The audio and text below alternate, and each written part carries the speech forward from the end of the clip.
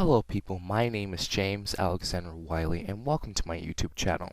Today we're going to talk about a famous African American slave. I'm sure he's influential to others as well into this world. His name was Benjiman Benneker.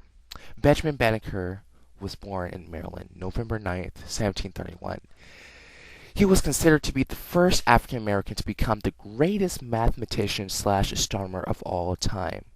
He was the son of an African slave by the name of Robert Banneker, who had bought his own freedom.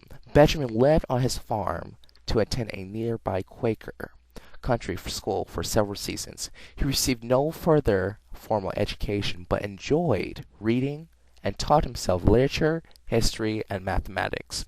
He worked as a tobacco planter for most of his life.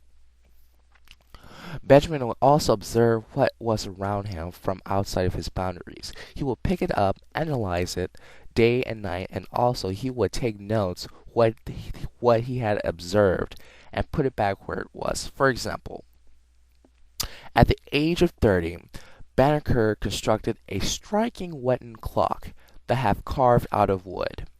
From his drawings, he enlarged the replicas of each part, calculating the proper number of teeth for each gear and necessary relationships between the gears.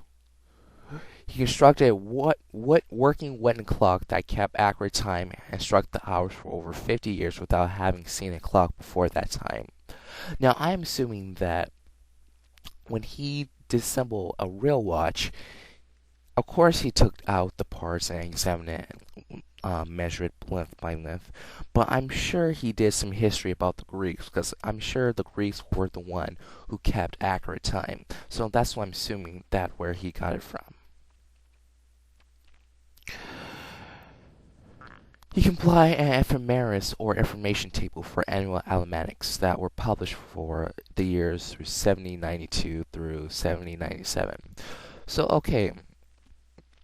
Benjamin Benneker in 1792 was able to contradict the lunar eclipse from his own calculations of theory, and people were shocked by his results back then.